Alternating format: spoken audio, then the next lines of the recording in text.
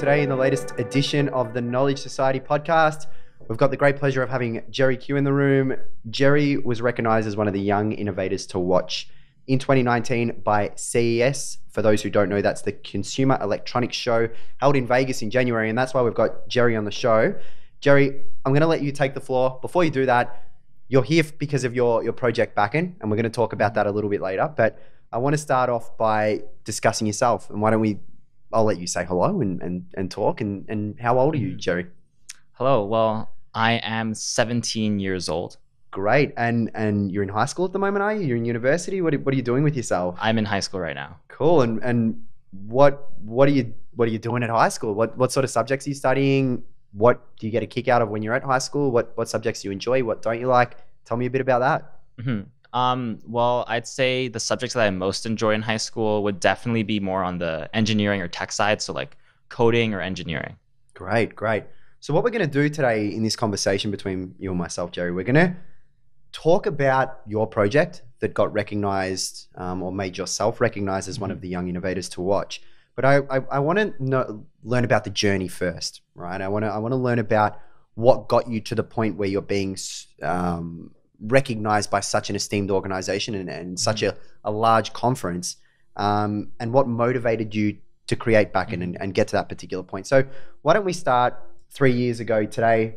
What was Jerry doing? What were you up to? What was Jerry doing? Jerry wasn't doing much. Okay.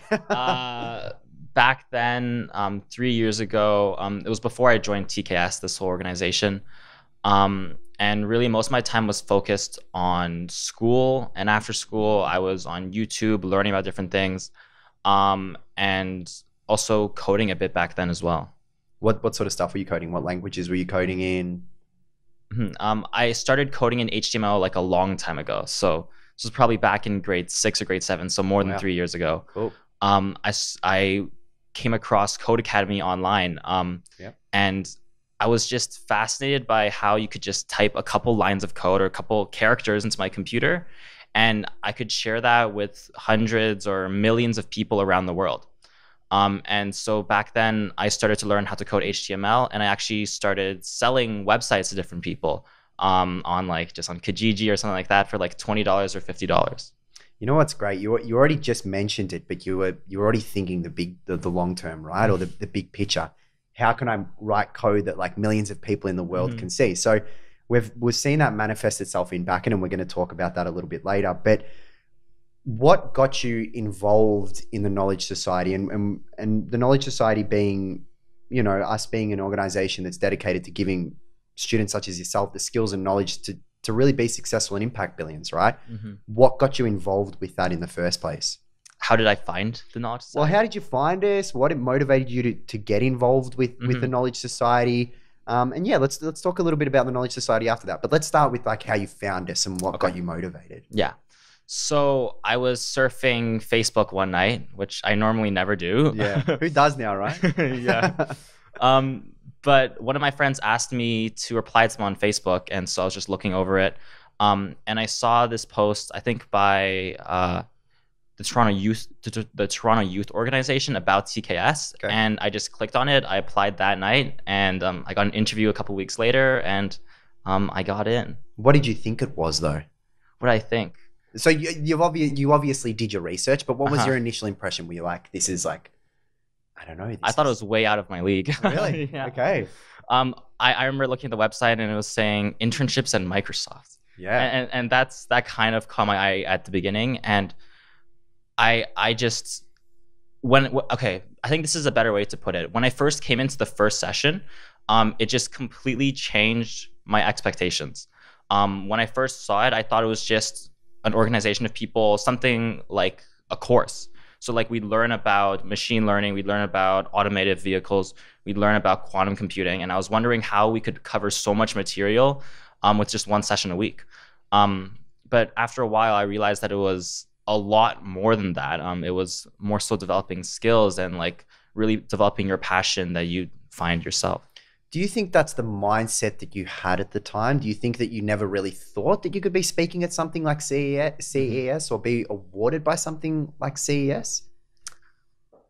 Did that even cross your mind as you know, a 16-year-old who's just doing research and kind of what, you know, you obviously have that natural curiosity, right? And you've acknowledged it by saying that you were doing HTML and CSS when you were, you know, in grade 5 or 6. But did you have the belief that you could, as a, you know, as a young student, go out and actually impact the world? I was very much so blind to all of that. So being in the education system, like there are certain fun like truths that you believe in that might not completely be truths. And one of them is you go through this process, high school, university, and once you get your degree, you get a job. And I completely believed in that. So I thought, okay, in university, I'm really interested in coding. I'm also been really interested in quantum computing, which is something I've been like researching by myself. And so my whole mindset back then was, how do I better my own resume for getting into a good university to get a job later in the future? And that's I don't think that's unusual. I think that's actually fairly usual, which is you know, is fairly unfortunate in the sense that there's so much potential, indicative of the fact that of how much you've accomplished, right? And I think the opportunity is there for curious people and people who are motivated to learn more and see what's out there. And I guess that you're a case in point. But if we kind of move away a little bit from that and more so talk about the Knowledge Society. So you've gone from, you know, thinking that this is just like a course before you've even signed up, and you've gone through and you've signed up and you've gone into the first session. What happened after the first session? What was your initial instinct after the first session? Initial instincts. You're like, oh my God, all right, let's go change the world now. Or my initial instincts. I'd say my initial instinct was I was kind of astounded by how much there was that I didn't know. So the first session, it really kind of blew my mind of what a program could be. And so some of like the fundamental realities that I thought of the world were just like gone. So for example, like I always thought of school as the main source of education. And during the first session, one of the key points was that it normally isn't. And I actually wrote an article after the first session just talking about how I believed TKS would change a lot of the things in my life. Initial reaction, just kind of astounded by what I was hearing, because it was something so unusual, something that I would never have heard anywhere else in the world, I think. So you've walked out of the session. What was it, on a Saturday? Was it on a Sunday? What day was it? Saturday. It was a Saturday. So was it Saturday morning or Saturday afternoon? Afternoon. Was it in the winter or the summer? It was before the winter, fall. Okay. So I was in the fall. So I'm going to say it might have been 15 degrees Celsius. I don't know what that is in Fahrenheit for all the Americans out there. But 15 degrees Celsius, you've just walked out of the room and suddenly in your mind, you're invigorated, right? Is that the way that you're feeling? Or are you kind of more so dumbfounded that, oh my goodness, I can't believe that this opportunity's never existed? Tell me those feelings when you're walking out of the room. Think about Jerry that day, right? Like what is going through your mind? What's going through my mind? It was Backen even coming into your head at that particular point in time? Because obviously you already had an interest in quantum computing, right? And I think that's where I'm curious on the whole skills side of things. Is you knew about quantum computing, you knew it existed. The body content of quantum computing may not necessarily have been something new or novel to you. What was new and novel to you coming out of that first session? What was new and novel to me? I'd say one of the big things coming out of that first session was realizing how much information there is on the internet. Before that session, I was really interested in quantum computing, but a lot of my thoughts were geared towards maybe I should be learning about linear algebra or this math, and that'll help me in the future when I go to university. I never realized that you could learn about quantum computing online. You can use like IBM Q Experience, or Microsoft has their own technology. There are many different technologies out there.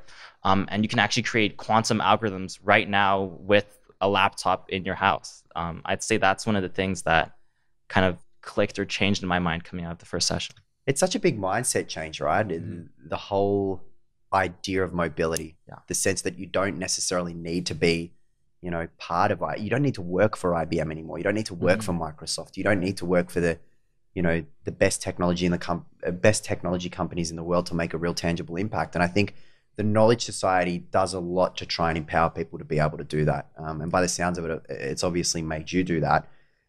Let's talk about your project. So let's pretend that I know nothing about Backen. Okay. I don't know nothing about Backen, but let's pretend that I do. Mm-hmm. Tell me about your project. Explain it to the layman. What exactly do you do? And what, well, let's actually take a step back. What motivated you firstly to create something such as Backen? Well, what was the problem? The problem was the education system, as like we've kind of been skirting around this conversation. I just really felt that there wasn't a connection in the education system between what you were learning and how it actually applies to the real world. So I'm learning about these different functions, like what is a quadratic function, for example. But it's all theory, and I don't know why you can apply this to the real world. Or like, for example, I'm learning about derivatives, and they're always telling us, well, you can use derivatives to do optimization in business cases. I never really felt a motivation to learn from stuff like that. But after I started looking into machine learning, I realized that actually things like derivatives are super important for machine learning. You can create self-driving cars with those. It's based on the fundamentals of that is based on optimization. And like derivatives and this whole concept in calculus. And this kind of leads up to Backen actually using things like derivatives to do what we're doing there. So you're using that knowledge that you are getting from school to be able to build a product that's going to be successful, right? Technically no, because I haven't taken calculus yet. Okay. So I learned linear algebra by myself. Okay. But I know I'll be learning it next semester, I believe. Cool. But I've already covered it, yeah. So what about, I want to know specifically about the problem that Backen solves. And I'll let you decide. Do you think it's better if we define, how did it come up in your head, right? Did you think of the product or the idea of the project for Backen first? Or did you think of, hey, there's a problem that exists and I need to solve this particular problem? And then you went out and built Backen. Which way did it work? It was definitely the problem first. Okay. So really the big problem was again that there are these amazing technologies out there like machine learning, and like we kind of hear about them, but how do you even start to learn about machine learning? How do you learn machine learning without knowing what linear algebra is? You're going to search it up and you're going to get completely lost. And that's kind of how I felt. I felt there were so many things, like I was looking to quantum mechanics back then, and all I could think of was there's so much math that I need to get through to understand this. And so I felt kind of trapped in a sense because I didn't know what to do at that point. And that's also kind of why I joined TKS, because I was looking for some kind of mentorship or some kind of pathway to take. And that's really the problem that Backen is trying to solve. So you recognized that it's extremely difficult to aggregate all this information and extremely difficult to find like a genesis point when you want to build knowledge about something. Was that the problem that you recognized, or was it something a little bit deeper than that?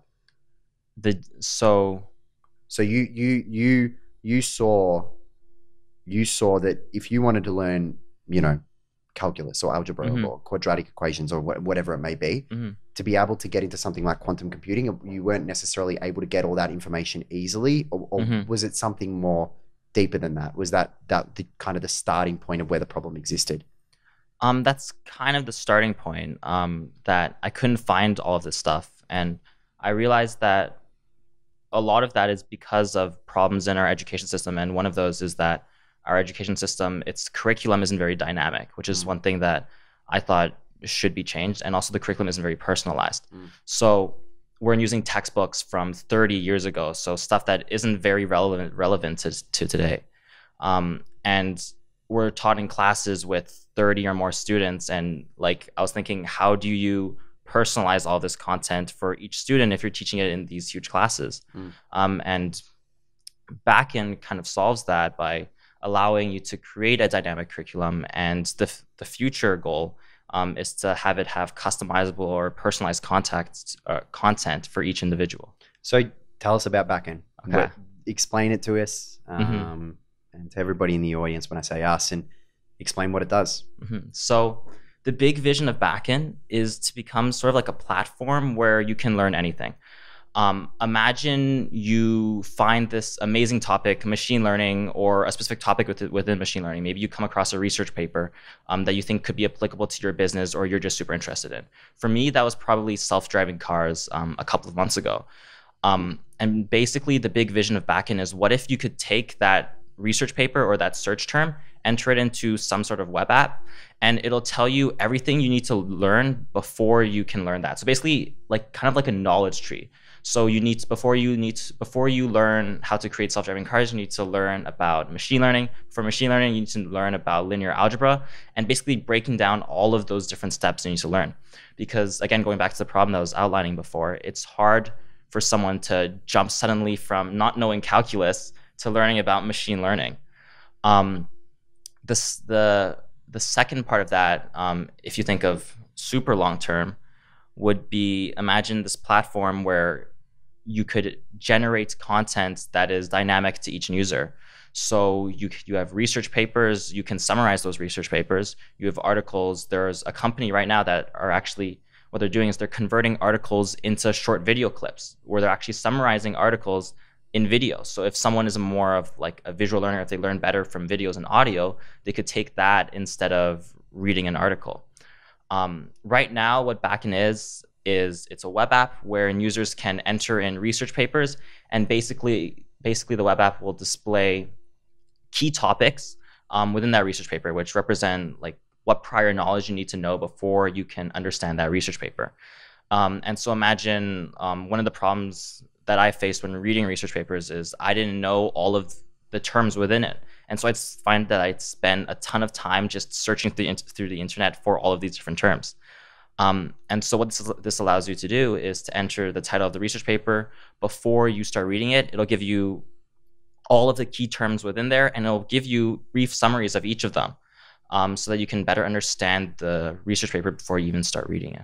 How does it do this? How to do this? And let's stay like reasonably simplistic Yeah. here. I know I'm sure it gets extremely complicated, but yeah, let's kind of go there. The higher level, the 50,000-foot overview of how Backen works. So very high level, and uses artificial intelligence, Cool. Or machine learning, using NLP, natural language processing, and basically it uses something called key topic extraction. Currently, I'm using Azure Text Analytics to do this for me, and it's all just basically connected in Python on the back end. The user enters a research paper, Python takes that and like it runs some like machine learning algorithms on that to find key topics within that paper, and then it just scours the web for brief summaries of those key topics or prior knowledge. Can this work for any research paper? It works, yeah, basically any research paper. Right now, I'm using the Archive API, so it's a website on the internet. So right now, it only works for research papers on that collection, but I think a lot of research papers are on there. So if you were a psychology student, you could go through and put a research paper in the psychology field, correct? Yes. Or if you're a person who is 40 years old and interested in psychology, it doesn't even matter, Yes, right? Because yes. it's not built just for students, is it? Mm-hmm. That's fantastic. So that gets you to the point, I guess, where you're at now, and you've obviously got this vision of where Backen goes in the future. Mm-hmm. Do you have an idea of when you see this product being fully complete, or do you see it continually iterating on itself? What do you kind of envision at the end as the end game, I guess? I see it continuously iterating. At least, especially with machine learning, there's a lot of iteration.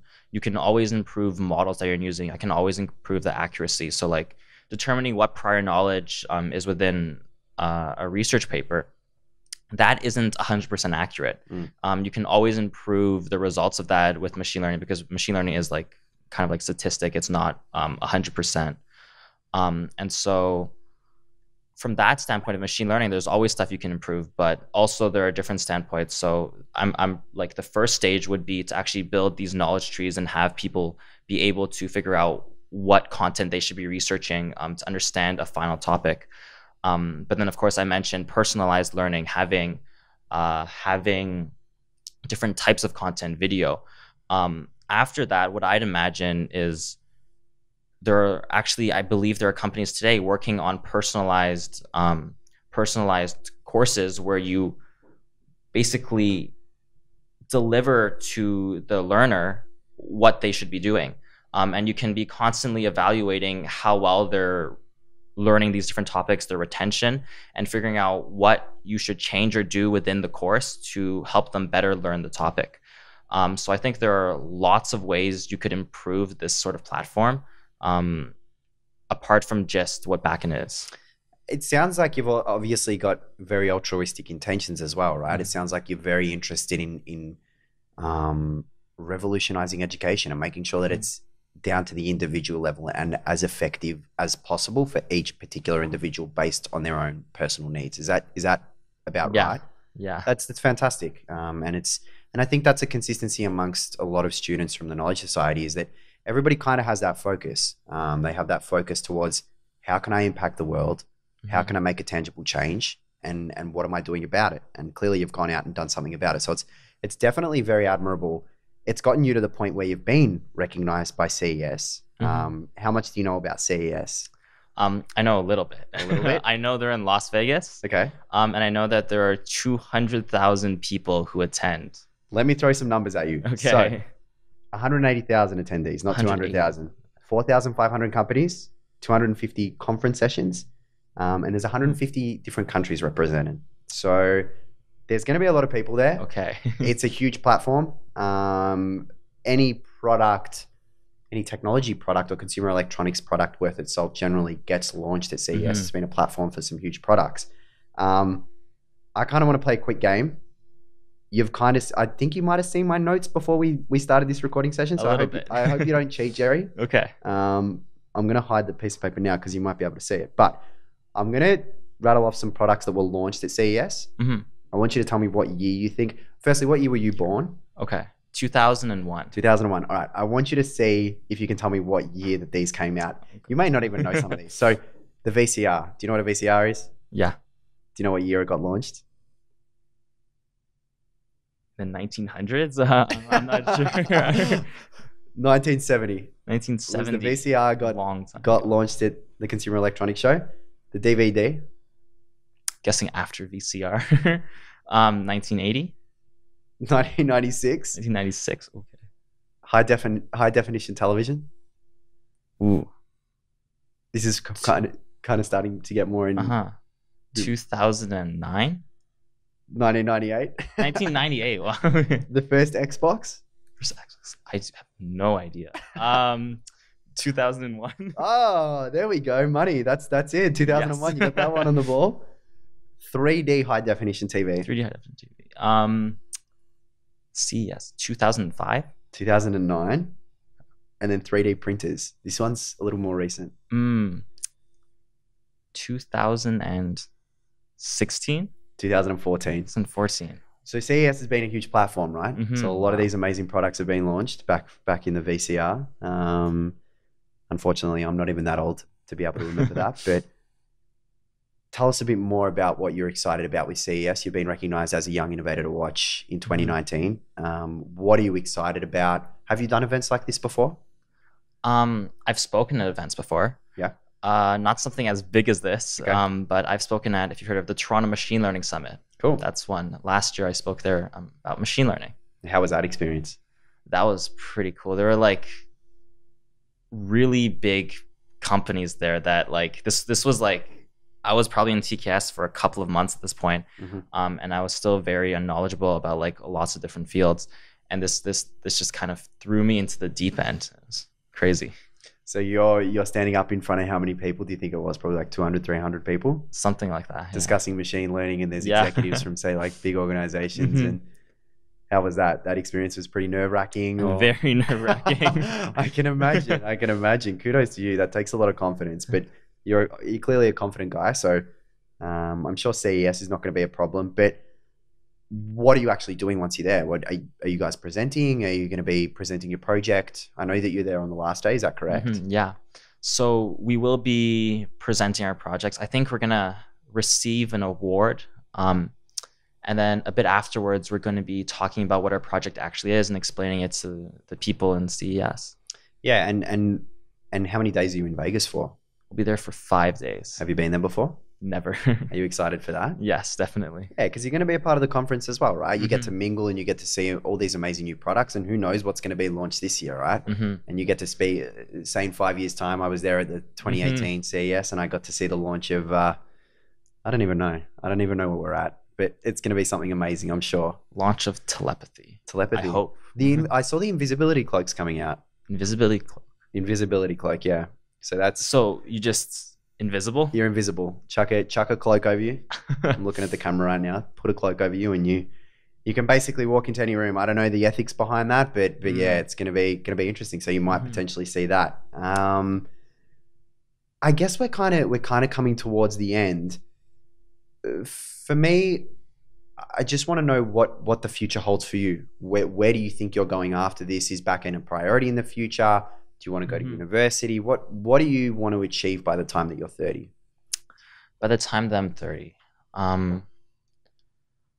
by that time, I want to make some sort of impact on the world. I don't know exactly what path that'll take me down right now, but I see myself creating something that I hope will impact billions of people around the world.